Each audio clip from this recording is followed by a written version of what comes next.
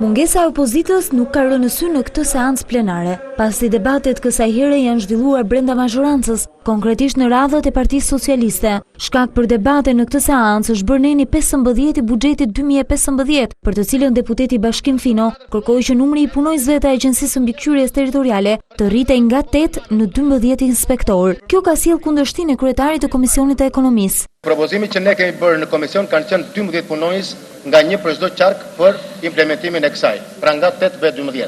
Nuk shikojmë asnjë problem në qoftë se Komisioni i Ekonomisë e shikon të arsyeshme që të shtojë dhe 4 punojës. Ideja që të fillojë me një bërtham më të vogël dhe pastaj të shtrihet nuk është krejt e pa justifikueshme. Nuk është e vërtetë që ne i kemi marrë parasysh gjithë institucioneve të pavarura kërkesat që kanë patur për numër punojësh.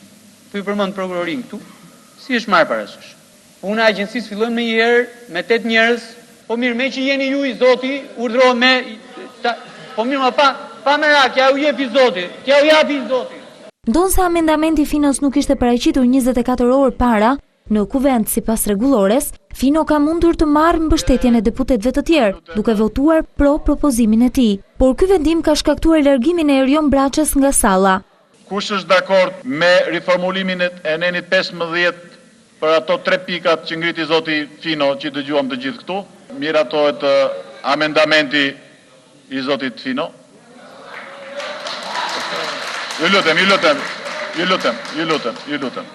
Pas largimit të kryetarit të Komisionit të Ekonomisë Erion Braça nga seanca plenare, kreu i grupit parlamentar të Partisë Socialiste Gramoz Ruçi kërkoi që votimi të shpallet i paflefshëm, pasi ishte në kundërshtim me rregulloren. Në zbatim të kësaj të fundit, kryeparlamentari Meta hodhi edhe një herë në votim propozimet e Komisionit të Ekonomisë, duke lënë në fuqi këto të fundit dhe duke rrëzuar propozimin e Finos. Nuk mund të jetë fare votimi, se s'ka të depozituar amendim për çështje 24 orë para sipas rregullores parlamentit. Mënyrë artifice që po bëni ju me kryetarin tim të grupit, tregoni të më vjedhni fitoren.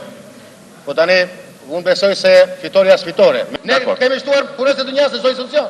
Për 4 veta po bëjmë nane këtu tani.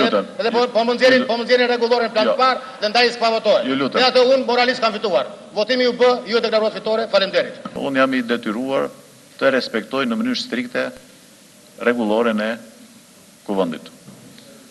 Unë për këtë zoti Rama komunikoj vetëm me kryetarin e grupit parlamentar Partisë Socialiste zotin Ruçi. Atëherë ky propozim nuk mund të merret parasysh proceduralisht, por ka i vullnet që u shpreh, kështu që ne marrim përsipër që duke respektuar këtë vullnet, menjëherë jo bazuar tek ligji i buxhetit, të bëjmë të mundur që të shtohen 4 persona duke bërë rialokime pozicionesh. Ne kemi marrë shënim të shprehje vullnetit dhe agjencia do ketë 12 persona. Besoj që kjo është vetmja mënyrë për të arbitruar një ndeshje midis Finos dhe Braçës. Në seancë plenare nuk munguan dhe debatet mes Partisë Socialiste dhe Lëvizjes Socialiste për Integrim, ku mazhoranca rrëzoi amendamentin e LSI-s për fasonët.